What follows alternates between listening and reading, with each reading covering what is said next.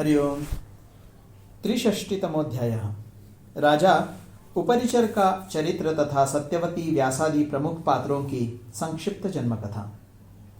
वैशंपायन जी कहते हैं, जन्मेजय पहले उपरिचर नाम से प्रसिद्ध एक राजा हो गए हैं, जो नित्य निरंतर धर्म में ही लगे रहते थे। साथ ही सदा हिंसक पशुओं के शिकार के लिए वन में जाने का उनका नियम था। पौरवनंदन राजा उपरिचर वसु ने इंद्र के कहने से अत्यंत रमणीय चेदी देश का राज्य स्वीकार किया था। एक समय की बात है, राजा वसु अस्त्र शस्त्रों का त्याग करके आश्रम में निवास करने लगे। उन्होंने बड़ा भारी तप किया, जिससे वे तपोनिधि माने जाने लगे। उस समय इंद्र आदि देवता यह सोचकर कि यह राजा तपस्या के द्वारा इंद्र पद प्राप्त करना चाहता है, उनके समीप गए। देवताओं ने राजा को प्रत्यक्ष दर्शन देकर उन्हें शांतिपूर्वक समझाया और तपस्या से निवृत्त कर दिया। देवता बोले, पृथ्वीपते, तुम्हें ऐसी चेष्टा रखनी चाहिए जिससे इस भूमि पर वर्ण संकरता न फैलने पावे। मतलब तुम्हारे न रहने से अराजकता फैलने का भय है, जिससे प्रजा स्वधर्म में स्थित नहीं रह सकेगी। अतः तुम्हें तपस्या न करके इस वसुधा का संरक्षण करना चाहिए। राजन, तुम्हारे द्वारा सुरक्षित धर्म ही संपूर्ण जगत को धारण कर रहा है। इंद्र ने कहा, राजन, तुम इस लोक में सदा सावधान और प्रयत्नशील रहकर धर्म का पालन करो। धर्म युक्त रहने पर तुम सनातन पुण्य लोकों को प्राप्त कर सकोगे।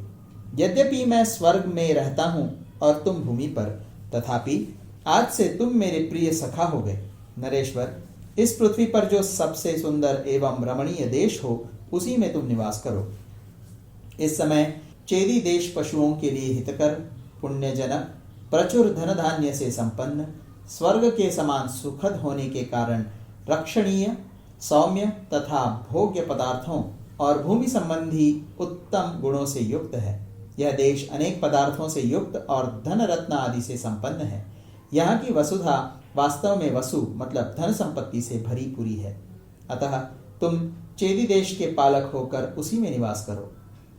यहाँ के जनपद धर्मशील, संतोषी और साधु हैं।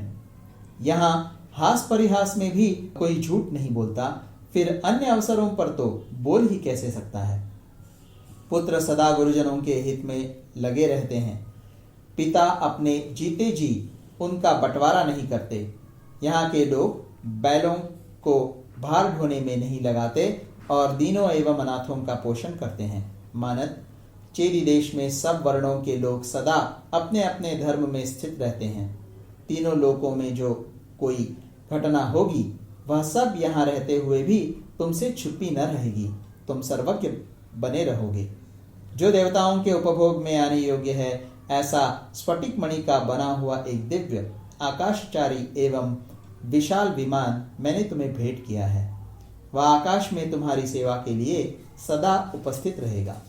संपूर्ण मनुष्यों में एक तुम ही इस श्रेष्ठ विमान पर बैठकर मूर्तिमान देवता की भांति सबके ऊपर ऊपर विचरोगे।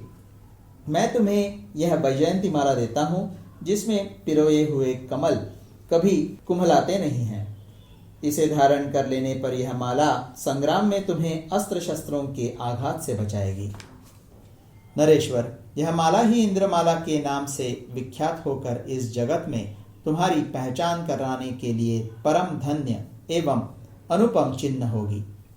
ऐसा कहकर वृतासुर का नाश करने वाले इंद्र ने राजा को प्रेमोपहार स्वरूप बांस की एक छड़ी दी, जो शिष्ट पुरुषों की रक्षा करने वाली थी। तदनंतर 1 वर्ष बीतने पर भूपाल वसु ने इंद्र की पूजा के लिए उस छड़ी को भूमि में गाड़ दिया। राजन, तब से लेकर आज तक श्रेष्ठ राजाओं द्वारा छड़ी धरती में गाड़ी जाती है। वसु ने जो प्रथा चला दी, वह अब तक चली आती है। दूसरे दिन अर्थात नवीन संवत्सर के प्रथम दिन प्रतिपदा को वह छड़ी वहां से निकालकर बहुत ऊंचे स्थान में रखी जाती है। फिर कपड़े की पेटी, चंदन, माला और आभूषणों से उसको सजाया जाता है। उसमें विधिपूर्वक फूलों के हार और सूत लपेटे जाते हैं। तत्पश्चात उसी छड़ी पर देवेश्वर भगवान इंद्र का हंस रूप से पूजन किया जाता है। इंद्र ने महात्मा वसु के प्रेमवश स्वयं हंस का रूप धारण करके वह पूजा ग्रहण की। नृपश्रेष्ठ वसु के द्वारा की हुई उस शुभ पूजा को देखकर प्रभावशाली भगवान महेंद्र प्रसन्न हो गए और इस प्रकार बोले, चेदी देश के अधिपति उपरिचर वसु जिस प्रकार मेरी पूजा करते हैं, उसी तरह जो मनुष्य तथा राजा मेरी पूजा करेंगे और मेरे इस उत्सव को रचाएंगे, उनको और उनके समूचे राष्ट्र को लक्ष्मी एवं विजय की प्राप्ति होगी। इतना ही नहीं, उनका सारा जनपद ही उत्तरोत्तर उन्नतिशील और प्रसन्न होगा। राजन, इस प्रकार महात्मा महेंद्र ने, जिन्हें मघवा भी कहते हैं, प्रेम पूर्वक महाराज वसु का भली भांति सत्कार किया। जो मनुष्य भूमि तथा रत्न आदि का दान करते हुए सदा देवराज इंद्र का उत्सव रचाएंगे, वे इंद्रोत्सव द्वारा इंद्र का वरदान पाकर उसी उत्तम गति को पा जाएंगे जिसे भूमिदान आदि के पुण्यों से युक्त मानव प्राप्त करते हैं। इंद्र के द्वारा उपर्युक्त रूप से सम्मानित चेदीराज वसु ने चेदी देश में ही रहकर इस पृथ्वी का धर्म पूर्वक पालन किया। इंद्र की प्रसन्नता के लिए चेदीराज वसु प्रतिवर्ष इंद्रोत्सव मनाया करते थे। उनके अनंत बलशाली महापराक्रमी 5 पुत्र थे। सम्राट वसु ने विभिन्न राज्यों पर अपने पुत्रों को अभिषिक्त कर दिया। उनमें महारथी बृहद्रथ मगध देश का विख्यात राजा हुआ। दूसरे पुत्र का नाम प्रत्यग्रह था। तीसरा कुशाम्ब था, जिसे मणिवाहन भी कहते हैं। चौथा मावेल्य था। 5वां राजकुमार यदु था, जो युद्ध में किसी से पराजित नहीं होता था। राजा जन्मेजय महातेजस्वी राजर्षि वसु के इन पुत्रों ने अपने अपने नाम से देश और नगर बसाए। 5 वसुपुत्र भिन्न भिन्न देशों के राजा थे और उन्होंने पृथक पृथक अपनी सनातन वंश परंपरा चलाई। चेदीराज वसु इंद्र के दिए हुए स्फटिक मणिमय विमान में रहते हुए आकाश में ही निवास करते थे। उस समय उन महात्मा नरेश की सेवा में गंधर्व और अप्सराएं उपस्थित होती थीं। सदा ऊपर ही ऊपर चलने के कारण उनका नाम राजा उपरिचर के रूप में विख्यात हो गया। उनकी राजधानी के समीप शुक्तिमती नदी बहती थी।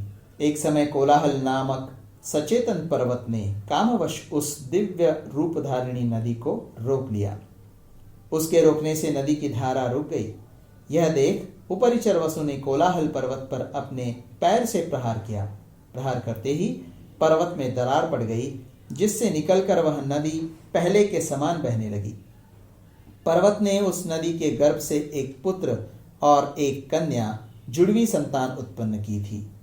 उसके अवरोध से मुक्त करने के कारण प्रसन्न हुई नदी ने राजा उपरिचर को अपनी दोनों संतानें समर्पित कर दी। उनमें जो पुरुष था, उसे शत्रुओं का दमन करने वाले धनदाता राजर्षि प्रवर वसु ने अपना सेनापति बना लिया और जो कन्या थी, उसे राजा ने अपनी पत्नी बना लिया। उसका नाम था गिरिका। बुद्धिमानों में श्रेष्ठ जन्मेजय एक दिन ऋतुकाल को प्राप्त हो स्नान के पश्चात शुद्ध हुई वसुपत्नी गिरिका ने पुत्र उत्पन्न होने योग्य समय में राजा से समागम की इच्छा प्रकट की। उसी दिन पितरों ने राजाओं में श्रेष्ठ वसु पर प्रसन्न हो उन्हें आज्ञा दी, तुम हिंसक पशुओं का वध करो। तब राजा पितरों की आज्ञा का उल्लंघन न करके कामनावश साक्षात दूसरी लक्ष्मी के समान अत्यंत रूप और सौंदर्य के वैभव से संपन्न गिरिका का ही चिंतन करते हुए हिंसक पशुओं को मारने के लिए वन में गए। राजा का वह वन देवताओं के चैत्र रथ नामक वन के समान शोभा पा रहा था। वसंत का समय था। अशोक, चंपा, आम, अतिमुक्तक मतलब माधवीलता, पुन्नाग मतलब नागकेसर, कनेर, मौसलसिरी, दिव्य, पाटल, नारियल, चंदन तथा अर्जुन, ये स्वादिष्ट फलों से युक्त रमणीय तथा पवित्र महावृक्ष उस वन की शोभा बढ़ा रहे थे। कोकिलाओं के कल कूजन से समस्त वन गूंज उठा था। चारों ओर मतवाले भौरे कल कल नाद कर रहे थे। यह उद्दीपन सामग्री पाकर राजा का हृदय काम वेदना से पीड़ित हो उठा। उस समय उन्हें अपनी रानी गिरिका का दर्शन नहीं हुआ। उसे न देखकर कामाग्नि से संतप्त हो वे इच्छानुसार इधर उधर घूमने लगे। घूमते घूमते उन्होंने एक रमणीय अशोक का वृक्ष देखा जो पल्लवों से सुशोभित और पुष्प के गुच्छों से आच्छादित था। उसकी शाखाओं के अग्रभाग फूलों से ढके हुए थे। राजा उसी वृक्ष के नीचे उसकी छाया में सुखपूर्वक बैठ गए। वह वृक्ष मकरंद और सुगंध से भरा था। फूलों की गंध से वह बरबस मन को मोह लेता था। उस समय कामोद्दीपक वायु से प्रेरित हो राजा के मन में रति के लिए स्त्री विषय प्रीति उत्पन्न हुई। इस प्रकार वन में विचरने वाले राजा उपरिचर का वीर्य स्खलित हो गया। उसके स्खलित होते ही राजा ने यह सोचकर कि मेरा वीर्य व्यर्थ न जाए, उसे वृक्ष के पत्ते पर उठा लिया। उन्होंने विचार किया, मेरा यह स्खलित वीर्य व्यर्थ न हो, साथ ही मेरी पत्नी गिरिका का ऋतुकाल भी व्यर्थ न जाए। इस प्रकार बारंबार विचार कर राजाओं में श्रेष्ठ वसु ने उस वीर्य को अमोघ बनाने का ही निश्चय किया। तदनंतर रानी के पास अपना वीर्य भेजने का उपयुक्त अवसर देख उन्होंने उस वीर्य को पुत्रोत्पत्तिकारक मंत्रों द्वारा अभिमंत्रित कर दिया। राजा वसुधर्म और अर्थ के सूक्ष्म तत्व को जानने वाले थे। उन्होंने अपने विमान के समीप ही बैठे हुए शीघ्रगामी शियेन पक्षी मतलब बाज के पास जाकर कहा, सौम्य, तुम मेरा प्रिय करने के लिए यह वीर्य मेरे घर ले जाओ और महारानी गिरिका को शीघ्र दे दो, क्योंकि आज ही उनका ऋतुकाल है। बाज वह वीर्य लेकर बड़े वेग के साथ तुरंत वहां से उड़ गया। वह आकाशचारी पक्षी सर्वोत्तम वेग का आश्रय ले उड़ा जा रहा था। इतने ही में एक दूसरे बाज ने उसे आते देखा। उस बाज को देखते ही उसके पास मांस होने की आशंका से दूसरा बाज तत्काल उस पर टूट पड़ा। फिर वे दोनों पक्षी आकाश में एक दूसरे को चोंच से मारते हुए युद्ध करने लगे। उन दोनों के युद्ध करते समय वह वीर्य यमुना जी के जल में गिर पड़ा। अद्रिका नाम से प्रसिद्ध एक सुंदरी अप्सरा ब्रह्मा जी के शाप से मछली होकर वहीं यमुना जी के जल में रहती थी।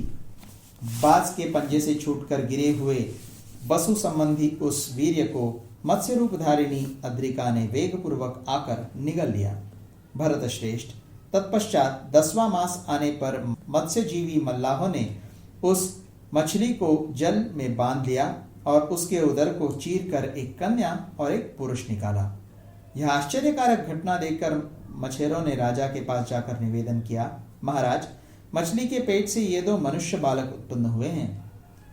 मछेरों की बात सुनकर राजा उपरिचर ने उस समय उन दोनों बालकों में से जो पुरुष था उसे स्वयं ग्रहण कर लिया। वही मत्स्य नामक धर्मात्मा एवं सत्य प्रतिज्ञ राजा हुआ।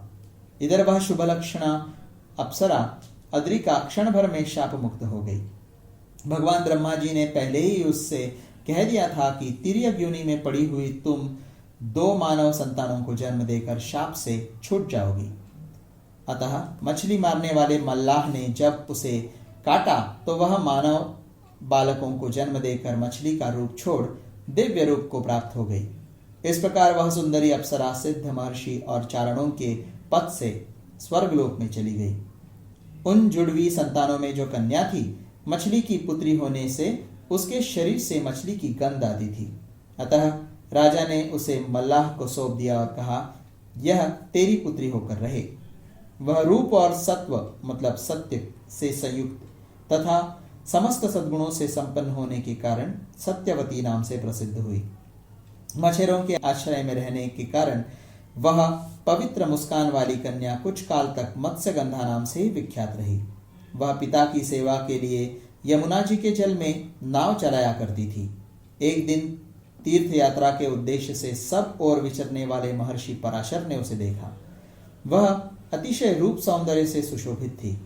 सिद्धों के हृदय में भी उसे पाने की अभिलाषा जाग उठती थी। उसकी हंसी बड़ी मोहक थी। उसकी जांघें कदली सी शोभा धारण करती थी। उस दिव्य वसु कुमारी को देखकर परम बुद्धिमान मुनिवर पराशर ने उसके साथ समागम की इच्छा प्रकट की और कहा, कल्याणी, मेरे साथ संगम करो। वह बोली, भगवान, देखिए, नदी के आर पार दोनों तटों पर बहुत से ऋषि खड़े हैं और हम दोनों को देख रहे हैं। ऐसी दशा में हमारा समागम कैसे हो सकता है? उसके ऐसा कहने पर शक्तिशाली भगवान पराशर ने कुहरे की सृष्टि की, जिससे वहां का सारा प्रदेश अंधकार से आच्छादित सा हो गया। महर्षि द्वारा कुहरे की सृष्टि देखकर वह तपस्विनी कन्या आश्चर्यचकित एवं लज्जित हो गई। सत्यवती ने कहा, भगवान, आपको मालूम होना चाहिए कि मैं सदा अपने पिता के अधीन रहने वाली कुमारी कन्या हूँ। निष्पाप महर्षि, आपके सहयोग से मेरा कन्या भाव मतलब कुमारीपन दूषित हो जाएगा। द्विज श्रेष्ठ, कन्या भाव दूषित हो जाने पर मैं कैसे अपने घर जा सकती हूँ? बुद्धिमान मुनीश्वर, अपने कन्यापन के कलंकित हो जाने पर मैं जीवित रहना नहीं चाहती। भगवान, इस बात पर भली भांति विचार करके जो उचित जान पड़े वह कीजिए।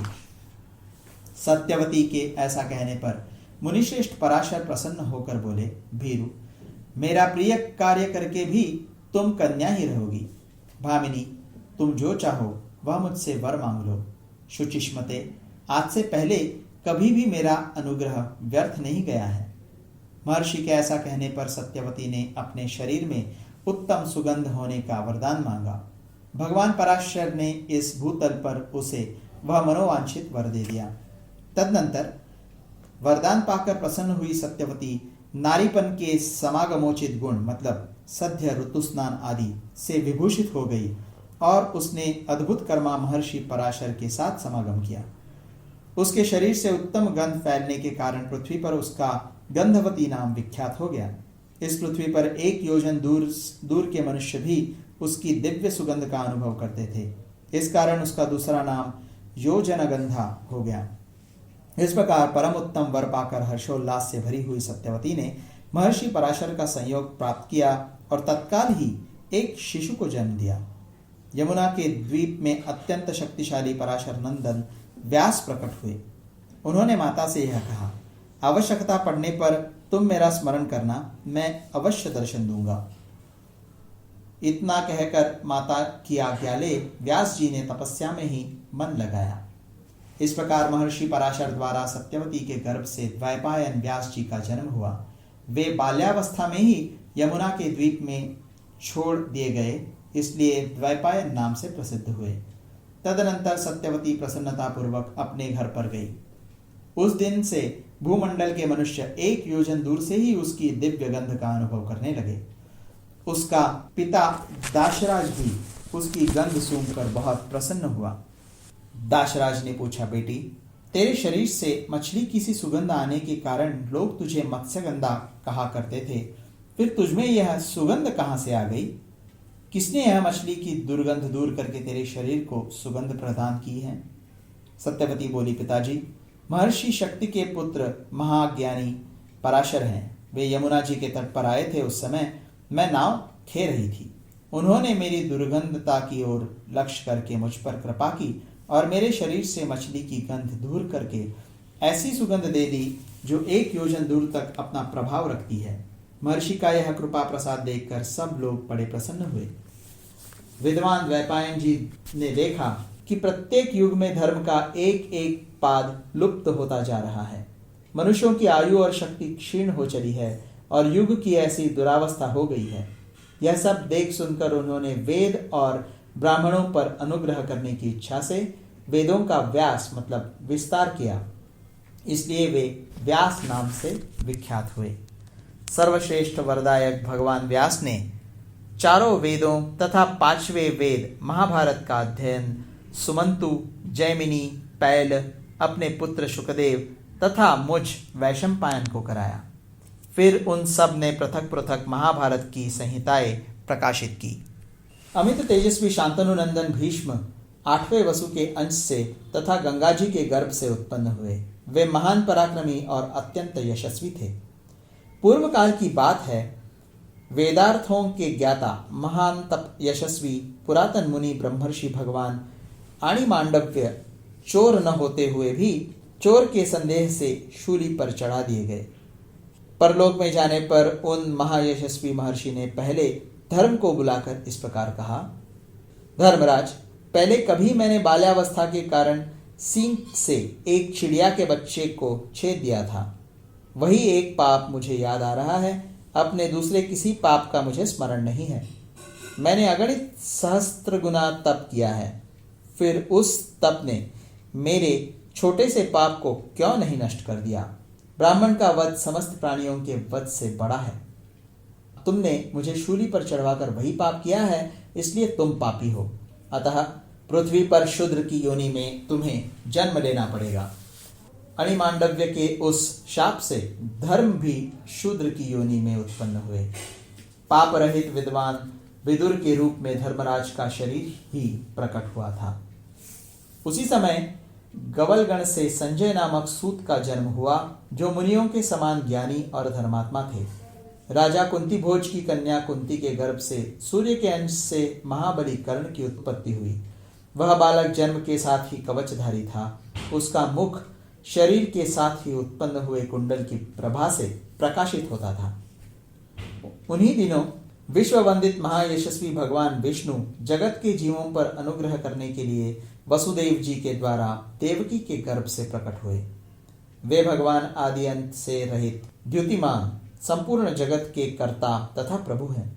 उन्हीं को अव्यक्त अक्षर मतलब अविनाशी ब्रह्म और त्रिगुणमय प्रधान कहते हैं।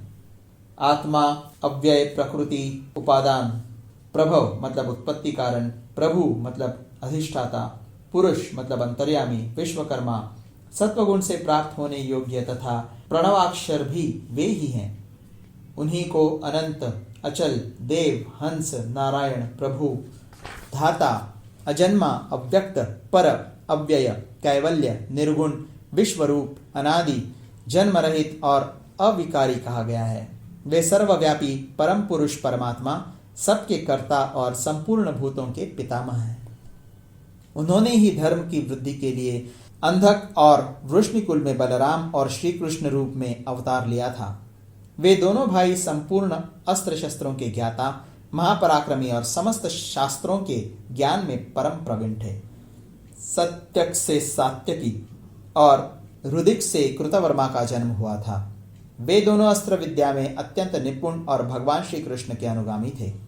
एक समय उग्र तपस्वी महर्षि भरद्वाज का वीर्य किसी द्रोणी मतलब पर्वती गुफा में स्खलित होकर धीरे धीरे पुष्ट होने लगा।